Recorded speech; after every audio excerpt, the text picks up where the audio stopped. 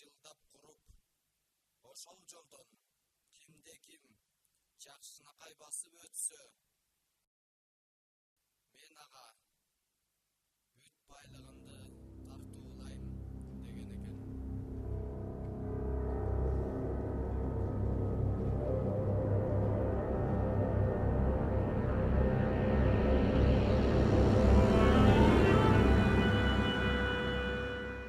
Эй бала, эмне болду? Эч нерсе?